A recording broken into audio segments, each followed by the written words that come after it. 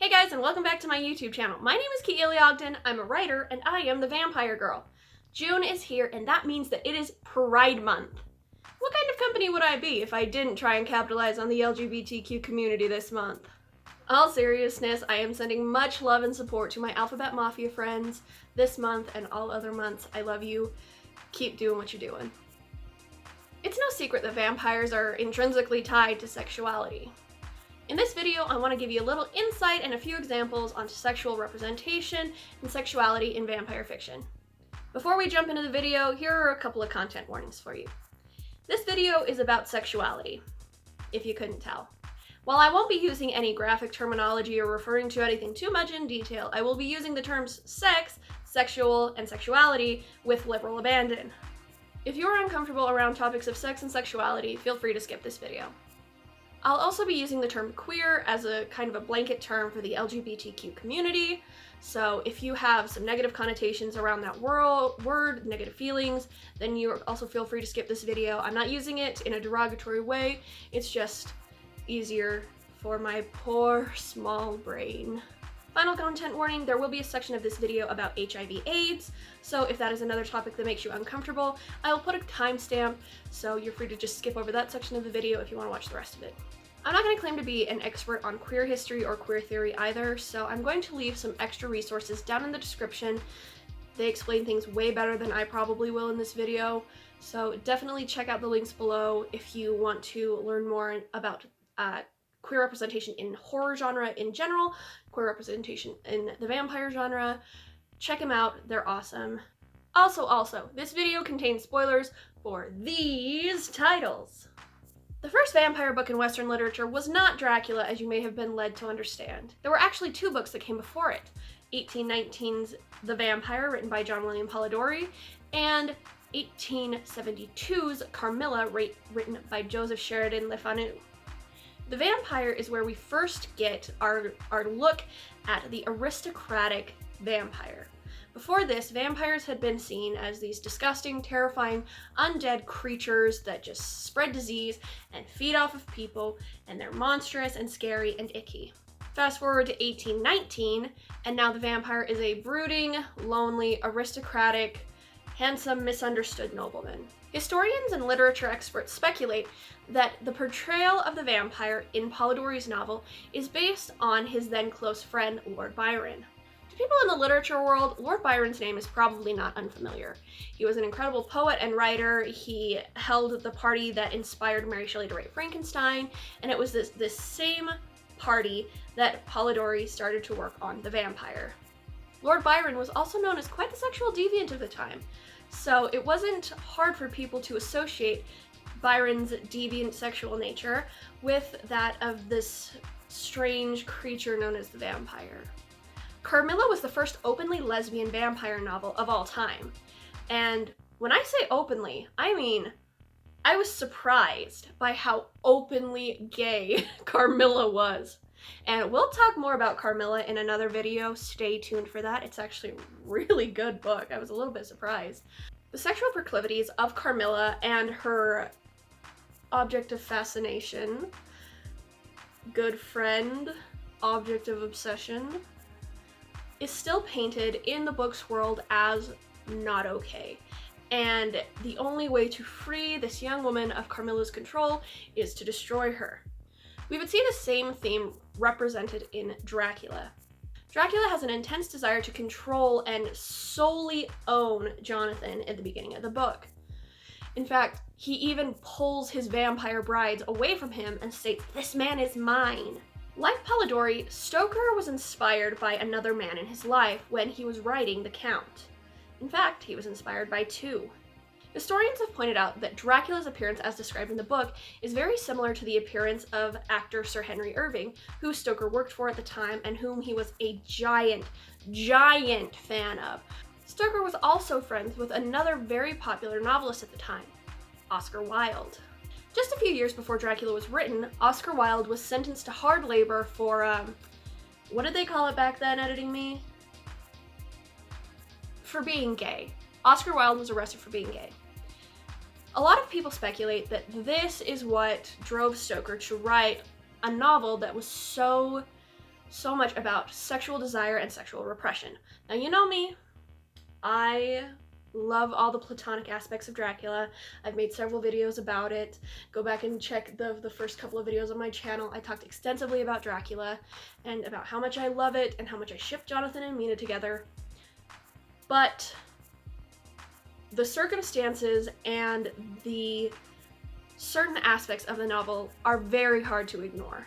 Stoker's admiration of Henry Irving and his close friendship with Oscar Wilde have led many to believe that Stoker was at least a closeted bisexual man, and that his fears are represented through his novel and through both characters of Dracula and of the women who Dracula preys upon.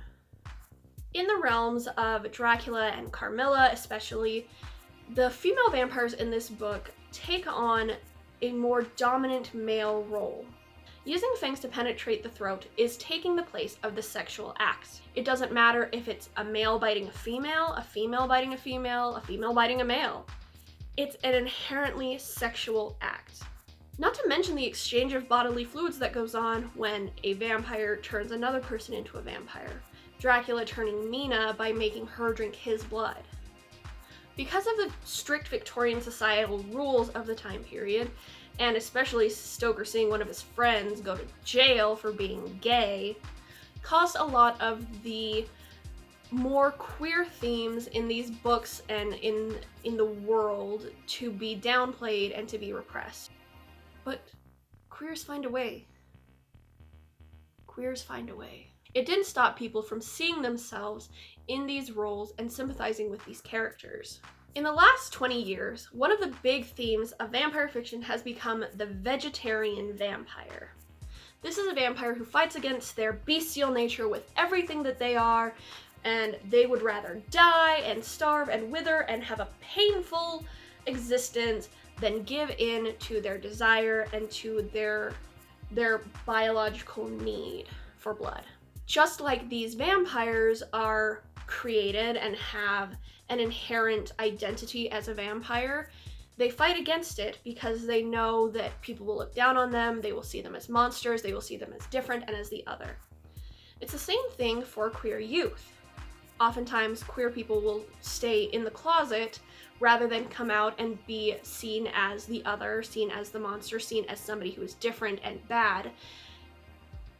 And so they repress their need for community, they repress their identity in order to fit into society.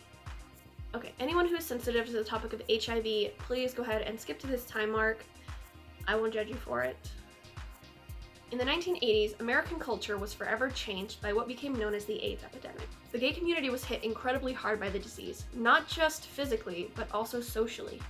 People who already looked on the queer community with distaste and disgust now had a viable reason to shun and just degrade them even further. As if they weren't going through enough. Like, leave them alone, guys. Political and religious leaders claimed that this was God's just punishment on sinners who were engaging in unconventional forms of sex. I'm putting these in quotes because intolerant people make no sense to me, and I don't know how anybody could say that with a straight face. Like, the fear of the gay community and the fear of HIV was also reflected in the media at the time, what films and TV shows and books were coming out. Suddenly, the AIDS victim and the vampire victim started sharing more similar physical qualities. The gay man and his gay disease were suddenly prime fodder for being the villains in movies. Not always explicitly, but there was some definite queer coding going on. HIV is contracted through exchange of bodily fluids, whether this is during sexual contact or through contact with infected blood in something like a blood transfusion. We talked in the last point about penetrating the neck with fangs, taking the place of a sexual act. I think they would agree that this definitely qualifies as unconventional forms of sex. Not only that, but when an old vampire makes a new vampire through exchanging blood, there was not only the physical fear of AIDS and the physical fear of the vampire, but also the social fear. People had to ask themselves, am I willing to risk a slow, painful death just to be with this person? Am I willing to risk getting this terrible disease to sleep with my partner? Am I willing to become an immortal blood drinker creature of the night to be with this person that I care about? While a large part of the country was painting the queer community as the villains both socially and in the media, queer people started to find their own voices. They started to take back these viewpoints and these roles. They began exploring and subverting traditional horror tropes. Vampire fiction became less about the horror of the vampire and the lure of immortality, and more about the tragedy and fragility and beauty that is mortal life. If you've seen my Vampires and Christianity review, then you will know that vampires were often seen by the Christian world as anybody who exists outside of that world. Anybody who you would classify as the other. Now, I don't know about you guys, but the queer community has existed as the other for a very, very long time. And it's only very recently that queer stories are starting to be told more in the mainstream media. And I mean positive queer stories. Stories of gay people who are not just the villain, or not just the side character, or not just the quirky best friend. Vampires are seen as invaders, these creatures who are more than willing to break up these happy straight couples by luring away the wife or the husband. Vampires are master seductors that manipulate these beautiful doe-eyed virgins into becoming their forever immortal partners. This narrative is very, very familiar to those in the queer community. Just like vampires, queer people can't change their nature. You can't choose to be a vampire, you can't choose to be gay.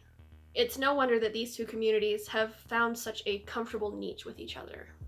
Like vampires, queer people often live with a fear of being outed or of being discovered that they are something that is not accepted by society.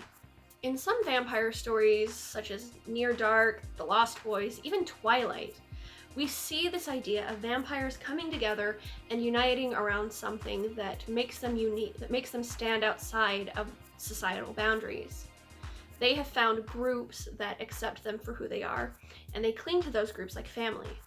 You'll find, speaking from experience, I don't know if there is a gay person out there who does not cling to the found family trope with both hands and some of their toes. Found family, I feel like, is such a popular trope with the queer community. Maybe I'm just talking, but am I wrong? Am I wrong? These found families, these vampire covens are so strong because they are groups of people that accept each other, that don't judge the other members, who love each other no matter their differences. In movies like Near Dark and The Lost Boys, there are moments where we're not sure who we're supposed to be rooting for.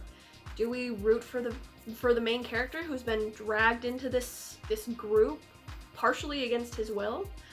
Or are we rooting for the vampires who just want to be themselves, who just want to be left alone, and who... it's so hard. If you've seen either of these movies, then you'll know what I'm talking about. The Lost Boys especially has become a very popular vampire movie with the queer community. When Michael begins to change into his vampire, his own brother Sam fears him and is afraid that Michael is going to hurt or infect him with this new disease. Watching Michael beg for Sam to trust him and to help him is heartbreaking, especially when you're looking at it from a queer perspective. Just because Michael is a vampire, and just because Sam knows that Michael is a vampire, doesn't mean that Michael is any less his brother or that he has changed in any way. I mean, Michael wears sunglasses in the house now and he can fly, but like that's actually kind of cool. I wish I could fly. In Near Dark, the family of vampires are also outlaws, and there comes a time when our main character is forced with a decision on whether to save them or not, and he chooses to save them. This creates such a painful commentary on whether or not they deserve to be saved and whether or not he's making the right choice in saving them. Because the vampires and the Lost Boys, they kill people, they don't care about the consequences, but they're such a close-knit family and group that they really care about each other. In Near Dark, the family kill people and are bad, but you can see the family dynamics inside the group. You can't fault people for being different than you. You can't fault them for having different perspectives and different life experiences. All we can do is understand people. And that comes through in spades in these movies. Like the vampire, queer people feel like they have to hide to be accepted in normal society. They feel like the outsider. They feel like the other.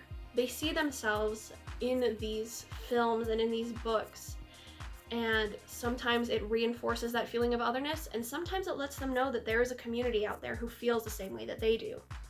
Vampire fiction introduces the idea of, am I willing to potentially die, to go through a painful transformation, to go through something unimaginable because I love this person so much? And that is something that when queer people come out, they go through a painful social transformation sometimes, and despite being the same person they've always been, they're treated as a monster. Queer people, just like vampires, just want to be happy. I'm not always saying that this representation is good, especially where lesbian vampires are concerned. Lesbian vampires are often fetishized. There are like whole bunches of pornos about lesbian vampires, and in the research for this video, I have found very little representation for gay men in the vampire genre. In fact, only three novels come to mind. Desmond, which I mentioned, Hemivore, which I have to review at a later time, and The Vampire Chronicles. So, while vampire sexuality may seem fluid, the representation not always is. So, like all aspects of diversity and representation, the vampire genre can do better. Let's stop using gay people as the villains and start giving them happy endings. I just want happy endings! Is that so much to ask? Ugh.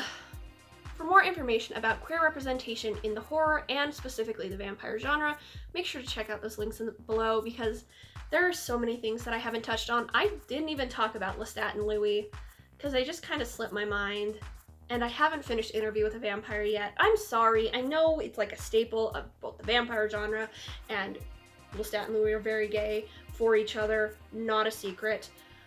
There is so much more that I haven't touched on, and there's a lot that I'm not qualified to touch on. Like I said, I am not all knowledgeable about queer history and queer theory. Queer representation is not something that I have studied in depth, but vampires are something that I am very passionate about, and the diversity and the representation that comes with the vampire genre, all of the different stories that the vampire genre can tell and have told and continues to tell, is something that I'm very passionate about. I also want to send so much love to my Alphabet Mafia friends. I love you guys. You guys are amazing. Keep doing what you're doing, and check out some of these vampire books, because I'd love to get your thoughts on them. I would love to get your thoughts on what I've said in this video. So please do leave comments, reach out to me on Instagram. I respond to all comments. My DMs are open. So please, if you have any questions, suggestions, or things that I may have missed or talked about, please do let me know. I'm always open to learning more about the community. Thank you guys so much for hanging out with me. The background is different, my shirt is different. It's Elvira, Mistress of Darkness, and I love her, so I thought she was appropriate for today. Things are gonna keep moving. This channel's not going anywhere. I'm not going anywhere, and I hope and pray that you guys aren't going anywhere, because I love you. So much love to my gay babies, my straight babies, my queer, LGBTQIA, all of the babies. I love you very much. Keep doing what you're doing, and I will see you next time. Bye, guys!